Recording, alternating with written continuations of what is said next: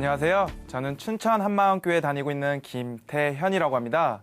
저는 제가 최고라는 자신감에 누구한테 무시당하는 걸 싫어했고 또 그런 자신감은 남들에게 쉽게 무시하게 만들었습니다.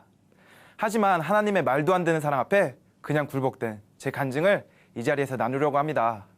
저는 모태신앙으로 태어나 일남일녀 중 장남으로 사랑이 많으신 부모님 아래에서 자라왔고 또 2살 어린 여동생까지 있다 보니 제가 최고라는 삶을 누렸습니다. 어린 나이였지만 한 번은 고모네 집에서 동생에게 야 이제 집에 가자 라고 말을 하였는데 저를 무시하고 따르지 않는 거예요. 그래서 전 와 네가 내 말을 안 들어? 감히 내 말을 안 들어? 하며 머리를 붙잡고 100m 되는 거리를 집으로 끌고 왔습니다.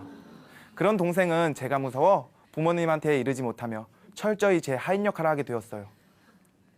제가 외출할 때면 양말과 신발을 신겨주는 것은 기본이고 남들은 부모님한테 뺏긴다는 세뱃돈과 용돈까지 다 제가 뺏었습니다. 이렇게 또 동생의 음식까지 뺏어 먹다 보니 몸은 또래 아이들보다 커서 초등학교에서도 자연스럽게 우두머리 역할로 아이들을 이끌어 나갔습니다. 그렇게 중학교에 입학하게 되면서 다른 아이들도 몸이 커지니까 저를 무시하는 눈빛과 무시하는 행동을 하였고 전 그 자리에서 때리기 시작하였어요. 그렇게 전 학교에서 아이들을 일방적으로 때리기도 하고 몇 번의 싸움으로 학교에서 학교짱이라는 수식을 얻게 되었어요. 그런 제 주변에는 저처럼 남들에게 대단해 보이고 싶어하는 친구들이 뭉치게 되었고 그런 저희는 더 대단하다는 것을 보여주기 위해 여러 가게들을 돌며 술도 훔쳐 마시고 다른 아이들에게 폭력을 사용하여 돈도 뺏고 자동차 안에 비싼 물건이 보이면 절도 등을 서슴없이 하게 되었습니다. 이런 잘못된 행동들은 매번 운이 좋게 걸리지 않게 되면서 누가 나 막을 건데 하며 자신감이 커져갔어요. 그렇게 고등학교 입학할 시기가 왔고 성적에 맞춰 고등학교에 진학하게 되었습니다. 고등학교에서도 제 주변에는 친구들이 다시 또 모여들었지만 중학교 때만큼의 큰 재미를 못 느끼면서 중학교 친구들과 컴퓨터 게임을 시작하게 되었어요. 그렇게 시작된 게임은 알람을 맞춰가며 하루 2-3시간씩 자면서 하게 되었고 그런 노력 끝에 게임에서 제일 높은 자리에 제일 먼저 가게 되면서 그 속에서 제 한마디에 500명 이상의 사람들이 순식간에 모이는 제가 왕인 생활을 누렸습니다. 그 속에서 전 다른 남자 역시 대단해. 누가 날 한번 무시해봐. 어떻게 하는지 보여줄게. 하며 자신감이 또 커져가는 가운데 고3 수시 지원 시기가 와서 담임 선생님을 찾아갔어요. 선생님, 수시 지원을 하고 싶은데 지원 전략 좀 짜주세요. 했더니 선생님은 야, 네 내신이 9등급까지 중 6, 7등급 사이야. 전략도 어느 정도 점수가 돼야지 하며 그냥 제일 낮은 대학교를 추천해줬어요. 그래서 전 나를 무시해? 날? 내가 알아서 하는 거 보여줄게 하며 혼자 전략을 짜기 시작했어요. 우선 내가 반장 맡은 걸 이용해 리더십 전형으로 지원한다면 경쟁률이 상당히 줄어들 것이고 내가 자신 있는 수학을 꼭 최저 등급으로 받아야 하는 학교를 찾게 되면서 지방의 한 국립대를 지원하게 되었습니다. 그곳의 경쟁률은 2명 뽑는데 8명이 지원하는 4대1이라는 경쟁률을 보였고 전 4대1이라는 경쟁률을 보아도 그리 두렵지 않았어요. 왜냐면 제 마음속엔 난데 나니까 잘 되겠지 뭐 다 하향 지원이겠지 하며 면접 준비 또한 하지 않고 면접을 보러 갔어요. 저는 면접 질문에 충만한 자신감으로 대답을 대충 하며 교수님들을 당황시켜드렸어요. 그 자신감의 이유는 전 미리 면접 대기실에서 모든 아이들에게 다가가 무슨 전형으로 오게 되었냐고 물어보았고 그중 저와 한 사람만 리더십 전형으로 온 걸 알았기 때문이었어요. 지원자 8명 중 정말 6명이 안 오는 제 예상과 같은 일이 일어난 것이었어요. 하지만 아직 한 가지 고비가 남았었는데요. 그건 바로 최저등급제였어요. 그래서 전 수학만 공부하게 되었고 그렇게 받은 수학 점수는 정확히 턱걸이로 최저등급을 딱 받게 되었습니다. 그렇게 전 그 학교 통지서를 가지고 당당히 담임 선생님을 찾아갔어요. 봤지? 이게 나야! 라는 표정으로요. 그렇게 운이 좋게 들어간 대학에서는 제 자신이 높아져 있어 마음에 드는 친구도 하나 없고 사람들까지 무시하기 시작했어요. 길을 지나가는 사람들의 얼굴이 못생기거나 여드름이 많거나 뚱뚱한 사람들을 만나면 숨을 참았습니다. 왜냐면 그들이 들이마신 공기가 그 몸 안에서 한 바퀴 순회 후 제가 마시는 게 역겨웠으니까요. 가끔 저도 모르게 그 공기를 마시면 헛구역질까지 하였습니다. 이뿐만 아니라 길을 지나가다 자신을 낮추며 가게를 홍보하는 사람들과 천대받는 직종의 사람들을 만나면 아니 왜 저러고 사는 거야? 젊었을 때 이악 물고 살았으면 저렇게는 안 됐을 거 아니야. 내가 아무리 막 살아도 저렇게는 안 될걸? 하며 사람들을 무시했어요. 그러다가 학교에서 같은 과 친구를 통해 그 친구와 같이 살고 있다는 교회 형들을 만나게 되었어요. 그 형들은 외적으로 보이기엔 잘난 것이 하나 없어 보이고 제 눈에는 세상에 가진 것이 하나 없어 그냥 교회에 의지하는구나 라고 생각했어요. 그럼 그 형들은 제가 알고 있는 예수님의 부활 얘기를 하는 거예요. 그런데 그 부활 얘기가 처음 듣는 것처럼 새로웠어요. 그래서 그 형들을 다시 만나 복음 책자 한 권을 가지고 같이 교제했어요. 그때 전 이 사람들이 전하는 게 사실이 맞다면 하나님은 진짜 계시고 날 사랑하고 계시는구나 라고 생각했어요.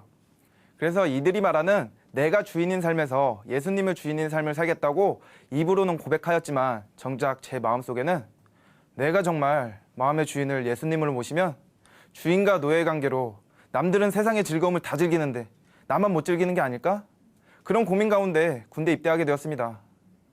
군 입대 후 하나님의 사랑을 알고도 다시 등을 돌려버린 저는 그렇게 술과 클럽을 시간 날 때며 가며 다시 세상을 즐겼습니다.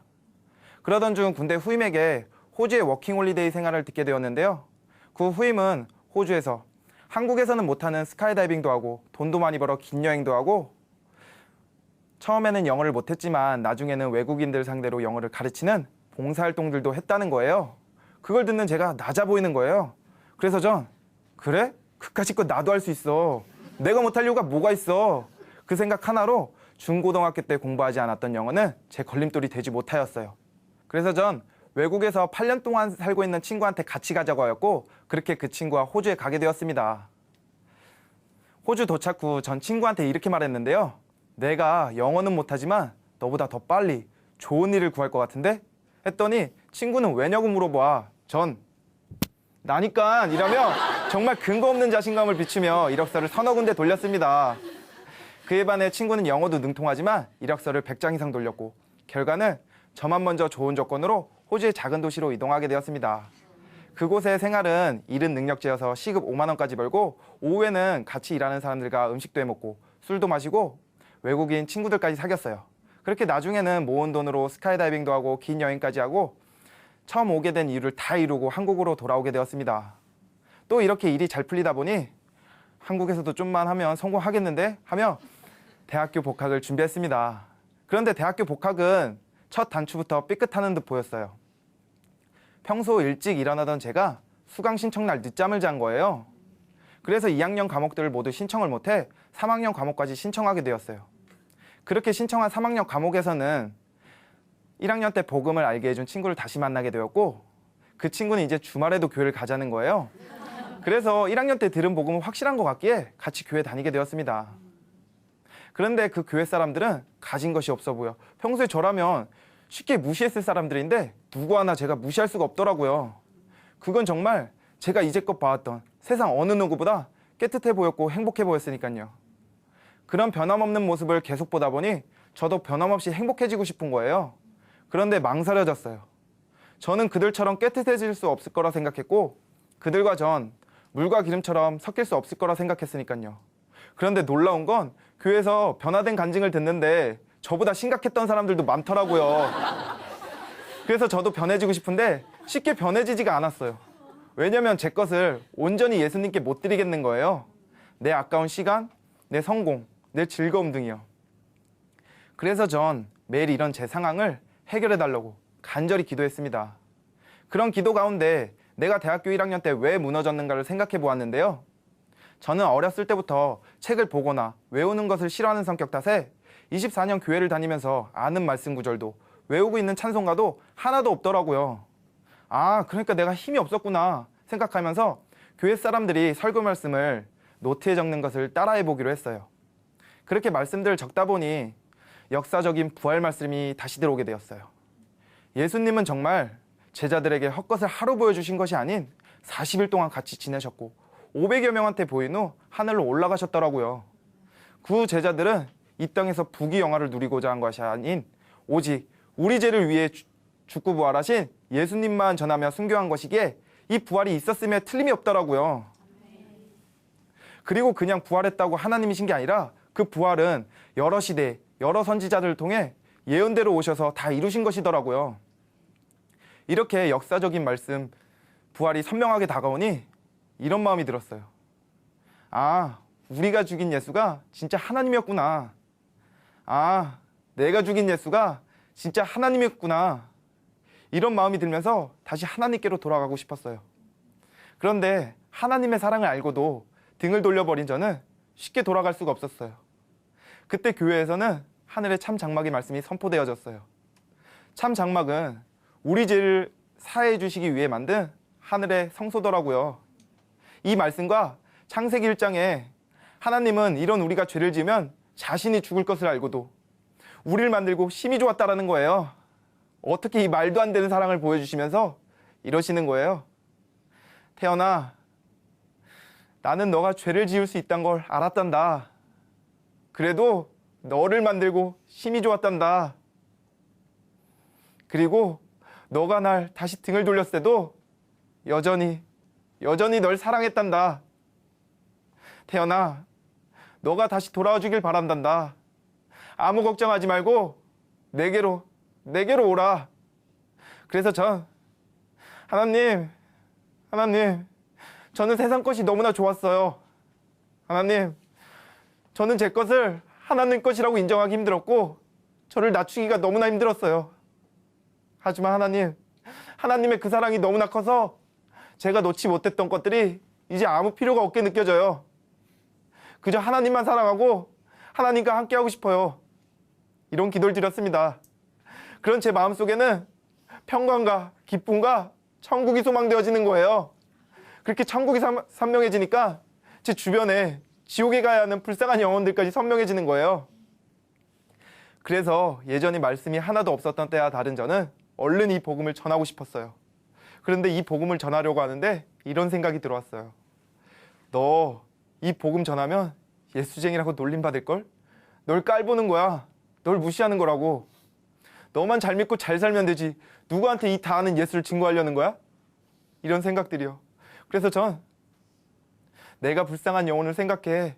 이 복음을 전하는 것도 중요하지만 듣는 사람이 나 때문에 시간이 뺏기고 불쾌하니까 그저 듣고 싶어하는 사람만 전해야 하는 게 아닐까? 이런 고민 가운데 다시 기도했습니다. 하나님, 전 남들한테 무시당하는 게 싫어요. 절 얕보는 게 싫어요. 하지만 하나님, 이 복음이 너무나 확실하기에 다른 사람들한테 전해주고 싶어요. 담대함 좀 주세요. 라고 매일 기도했습니다. 그런 기도 가운데 교회 한 형제에 부활을 붙잡고 일어나자는 간증으로 다시 한번 부활의 사랑 앞에 높았던 제 마음이 그냥 굴복되면서 눈물이 터져 나오는 거예요. 예수님도 무시와 천대를 받았지만 나를 생각하며 참으셨구나. 그런데 지금 난 마음이 높아져 있어. 죽어가는 영혼에게 진짜 생명을 살리는 이 귀한 복음을 실제로 못 받아들였구나 하는 생각이 들면서 이 흔들리지 않는 역사, 부활 사건을 붙잡으며 놀림과 핍박을 예상하며 전했는데요. 내가 믿어서 이 성경이 옳다가 아닌 역사적인 사건 부활과 목숨을 걸었던 순교자들을 보여주며 이렇게 말해요. 난 24년 교회를 다니면서 누굴 전도해 본 적이 한 번도 없어. 왜냐면 그땐 내가 확신이 없었거든. 그런데 지금 난 너무나 확실해서 너한테 이 얘기를 하는 거야. 이렇게 확신 가운데 전하니 신기하게도 듣는 사람들 입에서는 공통적으로 하는 말이 있었습니다. 네가 이렇게 변한 거 보니 나도 교회 가보고 싶다. 네가 이렇게 확신하는 거 보니 뭔가 있는 것 같다. 너가 날 이렇게 생각해줘서 고맙다 하며 저를 오히려 좋아해주며 다르게 보는 것이었어요. 그러나 가끔 계속 복음을 전하는 저와 술을 마시지 않는 저를 보고 야, 너만 교회 다녀? 내가 아는 사람들도 다 교회 다니는데 술 마셔 하며 저만 유독 심한 예수쟁이처럼 바라보며 바보 취급을 하는데요. 고린도전서에 그리스도의 고난에 참여하는 것으로 즐거워하라. 그리스도인으로 고난을 받은 즉 부끄러움 말고 도리어 그 이름으로 하나님께 영광을 돌리라. 이 말씀이 제 마음에 임해지면서 예수쟁이라고 듣는 게 기쁜 거예요. 제가 예수쟁이라고 계속 불려졌으면 좋겠는 거예요. 제가 놀림받는데 이것이 하나님께로 영광 돌리는 것이어서 행복하고 또 오히려 이런 이미지 때문에 언제 어디서든지 더 당당히 이 복음을 전할 수 있더라고요. 남들한테 무시당하는 걸 싫어했던 제가 예수님을 위해 낮아지는 게 얼마나 행복한지 몰라요. 저는 남들한테 무시당하는 걸 싫어했던 만큼 남들을 쉽게 무시했는데요. 예수님이 주신 가장 큰 계명인 마태복음에 너희는 전심으로 하나님을 사랑하라. 그와 같이 네 이웃을 네 몸과 같이 사랑하라. 이 말씀을 매일 묵상하며 기도하니 제 주변에 몸이 불편하거나 보잘것없는 사람들한테 함부로 하지 못하겠는 거예요. 그들을 위해 예수님이 죽으셨고 하나님은 그들을 사랑하는 걸 알기에 제 몸과 같이 사랑하게 되더라고요. 그래서 그 영혼들한테 복음 전함에 지체 없이 나가고 있습니다. 이제 저는 세상적으로 보잘것없는 사람들을 만날 때 그들과 같이 공기 마시는 게 역겨운 것이 아닌 그들이 제게 와 이 복음을 들어주는 게 오히려 너무나 감사하더라고요. 그리고 또 저는 학교 실험실에 있는데요. 학부생으로서 모르는 게 많아 그것을 배울 때 무시하는 말투와 무시하는 취급당할 때가 너무나 많아요. 예전 같았으면 내가 누군지 알아? 날 무시해? 그깟 지식하는 게 대수야? 하며 싸우며 실험실을 나왔을 텐데요. 지금은 그들을 사랑하는 마음과 무시당하더라도 제 마음의 주인은 예수님이기에 이미 제 삶은 이미 최고인 걸 알아요. 그래서 오히려 그들에게 밝게 다가가 복음을 전해요. 그리고 제가 많이 괴롭혔던 동생 있잖아요. 제 동생은 제게 어렸을 때부터 많은 무시와 놀림을 받아 지금 어디 가도 제 친구들이 다 소개시켜달라고 할 정도로 이쁜데도 자신감이 없어요. 그래서 이제 제 동생에게 문자로 사랑한다고 이쁘다고 자주 해요. 제 예전 모습이 어떤지 제일 잘 아는 동생은 처음 그 사랑한다는 문자를 받았을 때 그 문자가 제가 죽기 전 마지막 문자인 줄 알고 황급히 전화를 걸었더라고요. 지금도 이런 문자를 보내면 오싹하다며 하지만 매우 기뻐하며 자신감을 찾고 있습니다. 이렇게 저는 남들한테 무시당하면 화가 나고 남들을 쉽게 무시했던 삶에서 이제는 예수님을 위해 낮아지면 낮아질수록 너무나 기쁜 삶을 살고 있습니다. 이렇게 언제나 변함없는 사랑을 주시는 하나님께 감사드리며 이 간증을 마치도록 하겠습니다. 감사합니다.